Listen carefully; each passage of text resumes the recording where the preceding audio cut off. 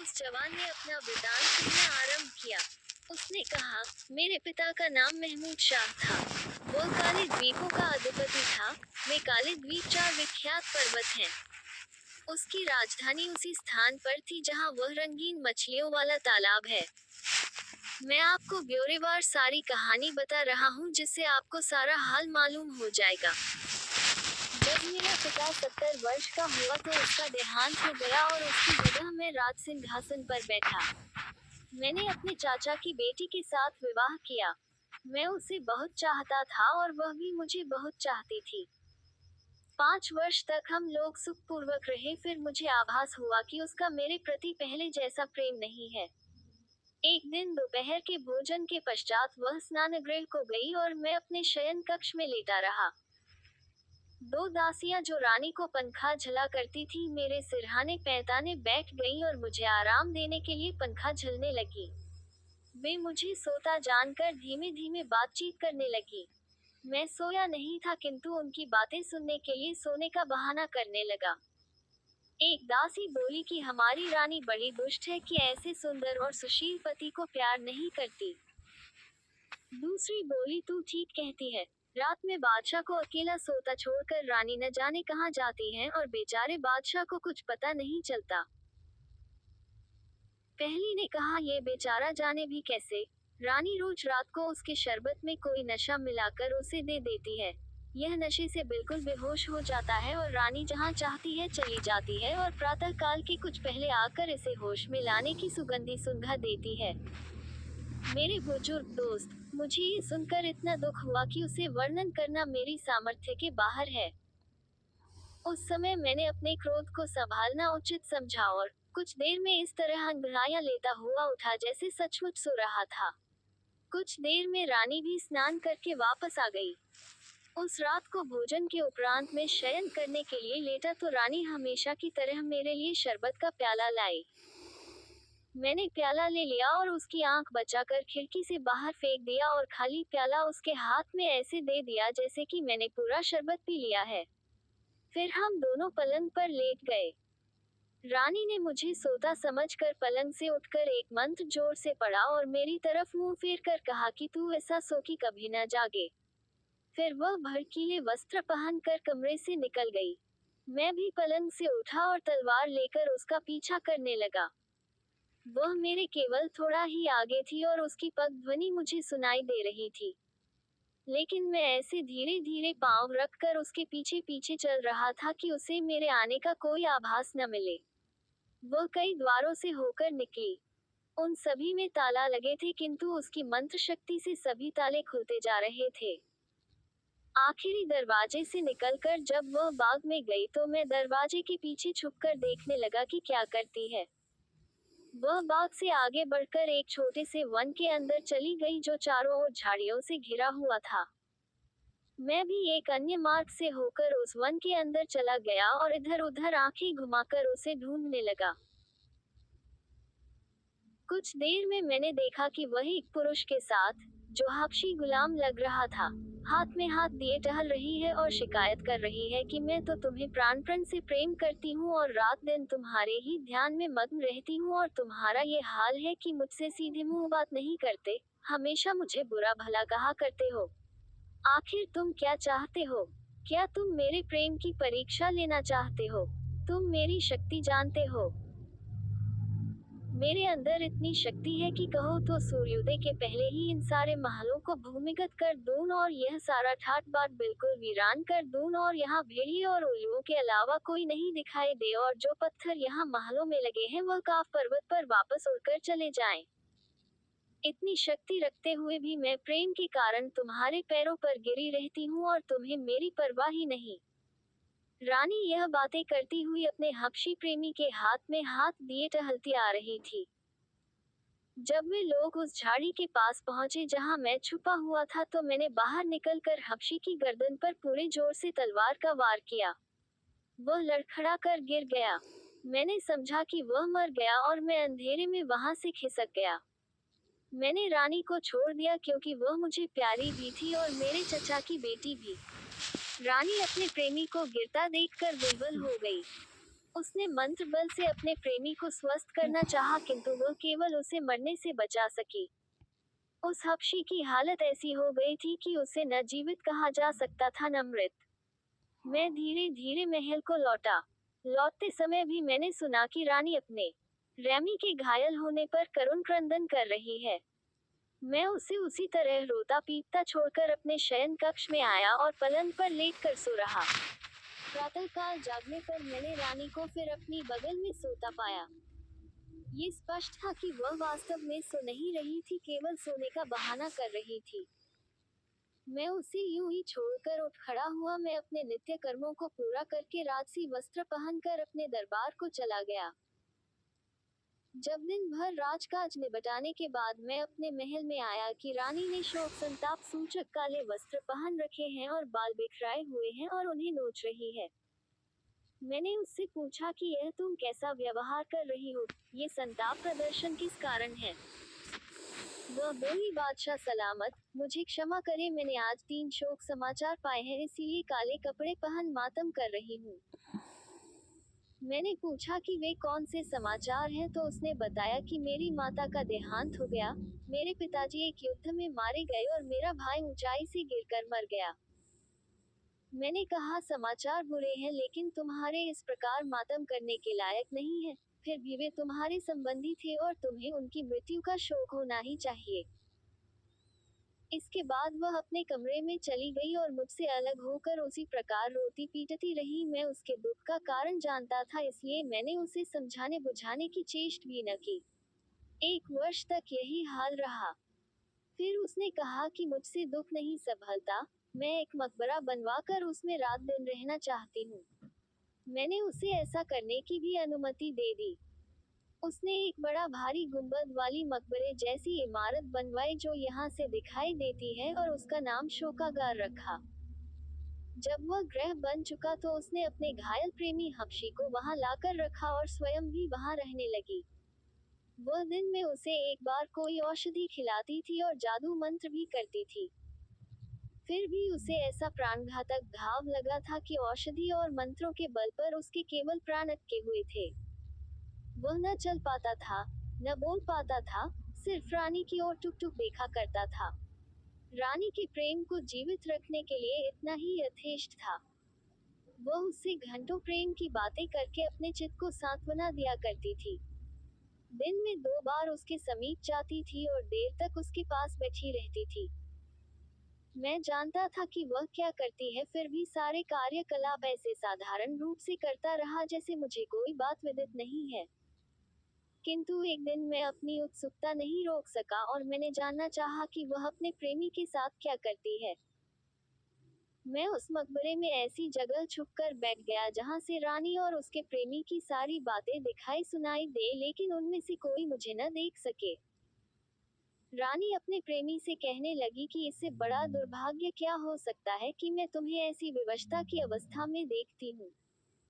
तुम सच मानो, तुम्हारी दशा देखकर मुझे इतना कष्ट होता है कि जितना स्वयं तुम्हें भी नहीं होता होगा।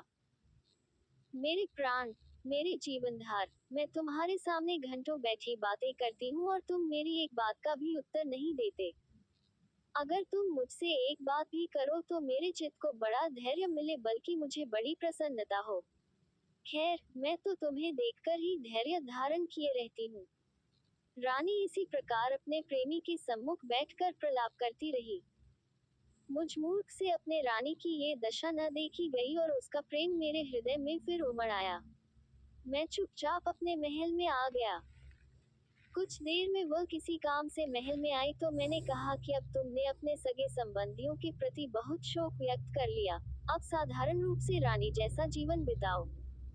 वह रोकर कहने लगी कि बादशाह सलामत, मुझसे ये करने के लिए न कहें। मैं उसे जितना समझाता बुझाता था उतना ही उसका रोना पीटना बढ़ता जाता था। मैंने उसे उसके हाल पर छोड़ दिया। वह इसी अवस्था में 2 वर्ष और रही। मैं एक बार फिर शोकागार में गया कि रानी और हबशी का हाल देखूं। मैं फिर छुपकर बैठ गया और सुनने लगा। रानी कह रही थी कि प्यारे, अब तो 2 वर्ष बीत गए हैं और तीसरा वर्ष लग गया है, तुमने मुझसे एक बात भी नहीं की। मेरे रोने चिल्लाने और विलाप करने का तुम्हारे हृदय पर कोई प्रभाव नहीं होता। जान पड़ता है कि तुम मुझे बात करने के योग्य नहीं समझते। इसीलिए तुम अब मुझे देखकर आंखें भी बंद कर लेते हो। मेरे प्राण प्रिय, एक बार आंखें खोलकर मुझे देखो तो मैं तुम्हारे प्रेम में कितनी विह्वल हो रही हूँ। रानी की यह बातें सुनकर मेरे तन बदन में आग लग गई। मैं उस मकबरे से बाहर निकल आया और गुंबद की तरफ मुंह करके कहा, ओ गुंबद, तू इस स्त्री और उसे प्रेमी को, जो मनुष्य रूपी राक्षस है, निगल क्यों नहीं जाता। मेरी आवाज सुनकर मेरी रानी, जो अपने हबशी प्रेमी के पास बैठी थी, क्रोधान्ध होकर निकल आए और मेरे समीप आकर बोली, अभागे दुष्ट, तेरे कारण ही मुझे वर्षों से शोक ने जकड़ रखा है। तेरे ही कारण मेरे प्रिय की ऐसी दयनीय दशा हो गई है और वह इतनी लंबी अवधि से घायल पड़ा है। मैंने कहा, हाँ, मैंने ही इस कुकर्मी राक्षस को मारा है। यह इसी योग्य था और तू भी इस योग्य नहीं कि जीवित रहे, क्योंकि तूने मेरी सारी इज्जत मिट्टी में मिला दी है। ये कहकर मैंने तलवार खींच ली और चाहा कि रानी की हत्या कर दूं, किंतु उसने कुछ ऐसा जादू किया कि मेरा हाथ उठ ही न सका। फिर उसने धीरे धीरे कोई मंत्र पढ़ना आरंभ किया, जिसे मैं बिल्कुल न समझ पाया। मंत्र पढ़ने के बाद वह बोली, अब मेरे मंत्र की शक्ति देख। मैं आज्ञा देती हूँ कि तू कमर से ऊपर जीवित मनुष्य रह और कमर से नीचे पत्थर बन जा। उसके ये कहते ही मैं वैसा ही बन गया जैसा उसने कहा था, अर्थात मैं न जीवित लोगों में रहा न मृतकों में। फिर उसने शोकागार से उठवाकर मुझे इस जगह लाकर रख दिया। उसने मेरे नगर को तालाब बना दिया और वहाँ एक भी मनुष्य नहीं रहने दिया। मेरे सभी दरबारी प्रजाजन मेरे प्रति निष्ठा रखते थे, अतएव उसने उन सबको अपने जादू से मछलियों में बदल दिया।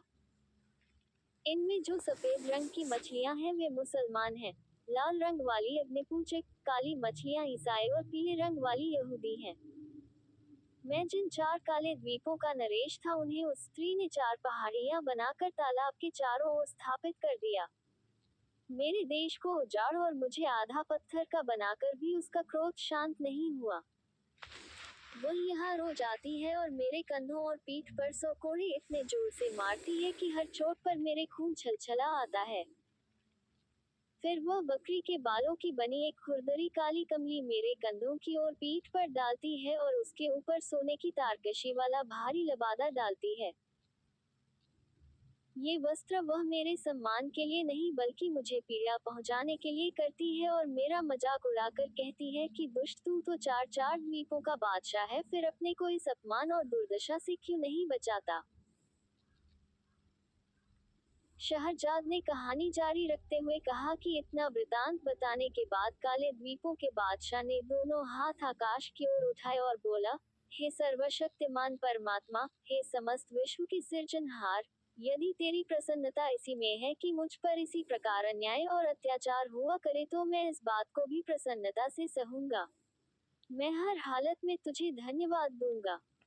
मुझे तेरी दयालुता और न्यायप्रियता से पूर्ण आशा है कि तू एक न एक दिन मुझे इस दारुण दुख से अवश्य छुड़ाएगा।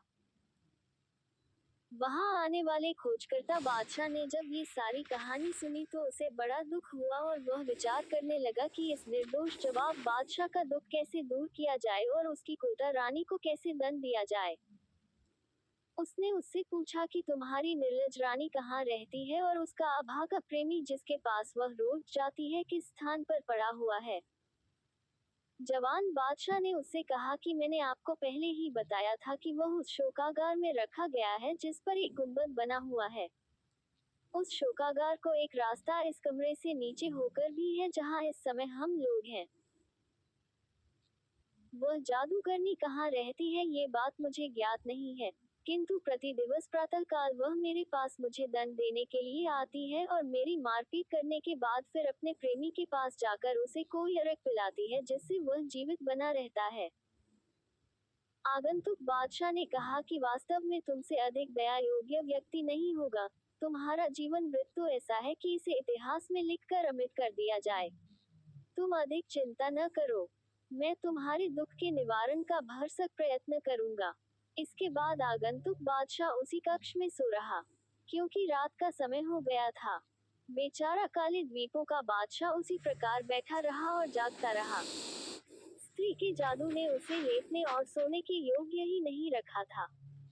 दूसरे दिन तड़के ही आगंतुक बादशाह गुप्त मार्ग से शोकागार में प्रविष्ट हो गया। शोकागार में सैकड़ों स्वर्ण दीपक जल रहे थे और वह ऐसा सजा हुआ था कि बादशाह को अत्यंत आश्चर्य हुआ। फिर वो उस स्थान पर गया जहां घायल अवस्था में रानी का हबशी प्रेमी पड़ा हुआ था। वहां जाकर उसने तलवार का ऐसा हाथ मारा कि वह अधमरा आदमी तुरंत मर गया।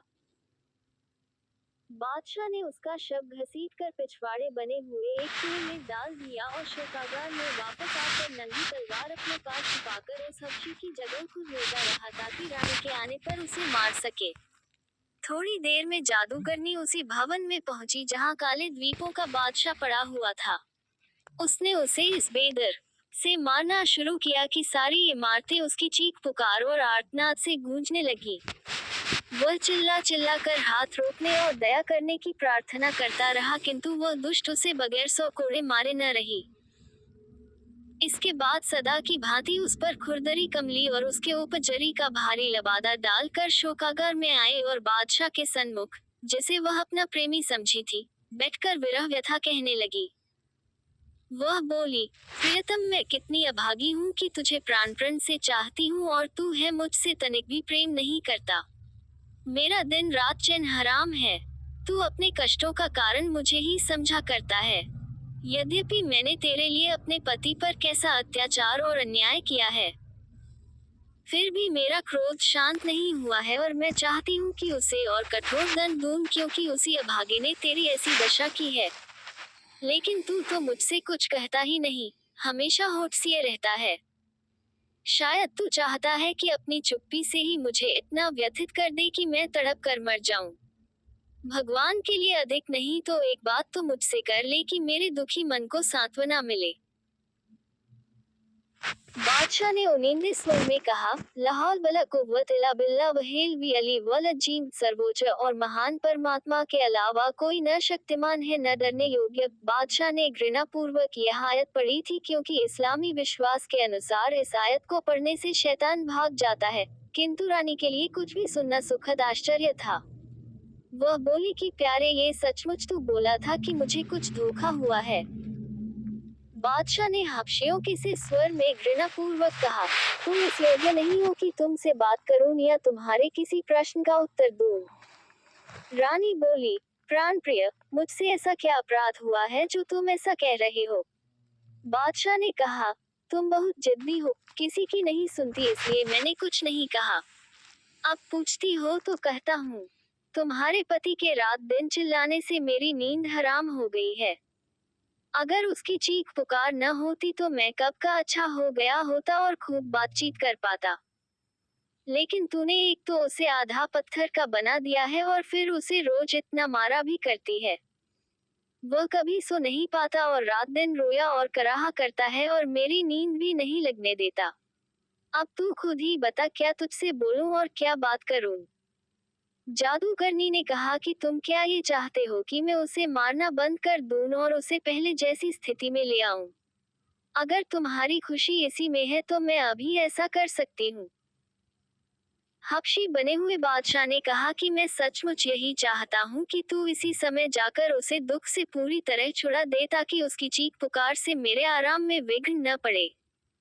रानी ने शोकागार के एक कक्ष में जाकर एक प्याले में पानी लेकर उस पर कुछ मंत्र फूंका कि वह उबलने लगा।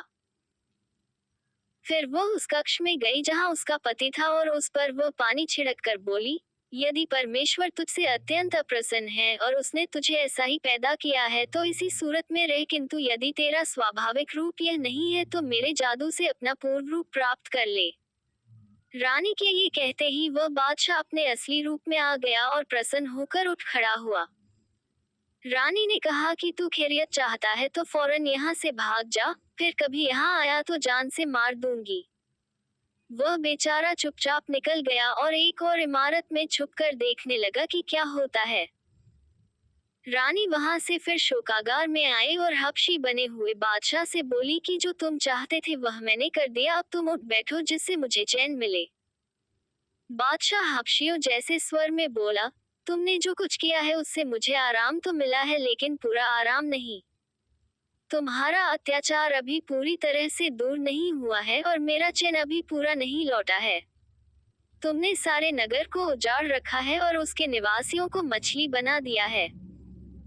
हर रोज आधी रात को सारी मछलियां पानी से सिर निकाल निकाल कर हम दोनों को कोसा करती है, इसी कारण मैं निरोग नहीं हो पाता। तुम पहले शहर और उसके निवासियों को पहले जैसा बना दो, फिर मुझसे बात करो। ये करने के बाद तुम अपनी बाह का सहारा देकर मुझे उठाना। रानी इस बात पर भी तुरंत राजी हो गई। वह तालाब के किनारे गई और थोड़ा सा अभिमंत्रित जल उस तालाब पर छिड़क दिया। इससे वे सारी मछलियां नर नारी बन गई और तालाब की जगह सड़कों, मकानों और दुकानों से भरा नगर बन गया। बादशाह के साथ आए दरबारी और अंगरक्षक जो उस समय तक वापस अपने नगर नहीं गए थे, इस प्रकार अपने को अपने देश से बहुत दूर एक बिल्कुल नए शहर में देखकर अत्यंत आश्चर्यान्वित हुए। सब कुछ पहले जैसा बनाकर वह जादूगरनी फिर शोकागार में गई और हंसी खुशी से कपिल में कहने लगी कि प्यारे, तुम्हारी इच्छानुसार मैंने सब कुछ पहले जैसा ही कर दिया है ताकि तुम पुनर्तः स्वस्थ और निरोग हो जाओ। अब तुम उठो और मेरे हाथ में हाथ देकर चलो। बादशाह ने हाफशियों के स्वर में कहा कि मेरे पास आओ। वह पास गई। बादशाह बोला और पास आओ। वह उसके बिल्कुल पास आ गई। बादशाह ने उछलकर जादूगरनी की बाहें जकड़ ली और उसे एक क्षण भी संभलने के लिए न दिया और उस पर इतने जोर से तलवार चलाई कि उसके दो टुकड़े हो गए। बादशाह ने उसकी लाश भी उसी कुएं में डाल दी जिसमें हबशी की लाश फेंकी थी। फिर बाहर निकलकर काले द्वीपों के बादशाह को खोजने लगा। वह भी पास के एक भवन में छुपा हुआ उसकी प्रतीक्षा कर रहा था। आगंतुक बादशाह ने उससे कहा, अब किसी का डर न करो, मैंने रानी को ठिकाने लगा दिया है। काले द्वीपों के बादशाह ने सविनय उसका आभार प्रकट किया और पूछा, अब आपका इरादा क्या अपने नगर को जाने का है? उसने जवाब दिया कि नगर ही जाऊंगा, लेकिन तुम अभी हमारे साथ चलो, हमारे महल में कुछ दिन भोजन और आराम करो, फिर अपने काले द्वीपों को चले जाना। जवान बादशाह ने कहा, क्या आप अपने नगर को यहाँ से निकट समझे हुए हैं? उसने कहा, इसमें क्या संदेह है, मैं तो 4-5 घड़ी के अंदर ही तुम्हारे महल में आ गया था। काले द्वीपों के बादशाह ने कहा, आपका देश यहाँ से पूरे 1 वर्ष की राह पर है। उस जादूगरनी ने अपने मंत्र बल से मेरे देश को आपके देश के निकट पहुंचा दिया था। अब मेरा देश फिर अपनी जगह पर वापस आ गया है। आगंतुक बादशाह को कुछ चिंता हुई। काले द्वीपों के बादशाह ने कहा, ये दूरी और निकटता कुछ बात नहीं है। मैं आपके उपकार से जीवन भर ऋणी नहीं हो सकता। आगंतुक बादशाह अब भी चकराया हुआ था कि अपने देश से इतनी दूर कैसे पहुंच गया। काले द्वीपों के बादशाह ने कहा कि आपको इतना आश्चर्य क्यों हो रहा है? आप तो उस स्त्री की जादू की शक्ति स्वयं ही देख चुके हैं। आगंतुक बादशाह ने कहा कि खैर, अगर दोनों देशों में इतनी दूरी है तो तुम मेरे देश न जाना चाहो तो न चलो, लेकिन मेरे कोई पुत्र नहीं है, इसलिए मैं चाहता हूँ कि मैं तुम्हें अपने देश का युवराज भी बना दूं ताकि मेरे मरणोपरांत मेरे राज को भी तुम संभालो।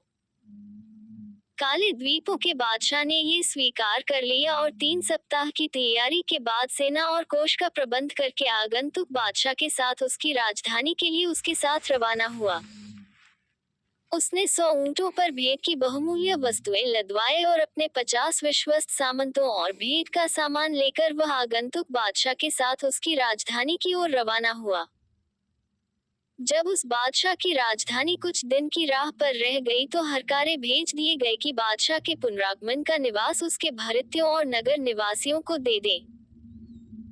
जब वह अपने नगर के निकट पहुंचा तो उसके सारे सरदार और दरबारी उसके स्वागत को नगर के बाहर आए और बादशाह की वापसी पर भगवान को धन्यवाद देने के बाद बताया कि राज्य में सब कुशल है। नगर में पहुंचने पर बादशाह का नगर निवासियों ने हार्दिक स्वागत किया। बादशाह ने पूरा हाल कहकर काले द्वीपों के बादशाह को अपना युवराज बनाने की घोषणा की और 2 दिन बाद उसे समारोह पूर्वक युवराज बना दिया और सामंतों, दरबारियों ने युवराज को भेंट दी। कुछ दिन बाद बादशाह और युवराज में मछुआरे को बुलाकर उसे अपार धन दिया, क्योंकि उसी के कारण युवराज का कष्ट कटा था।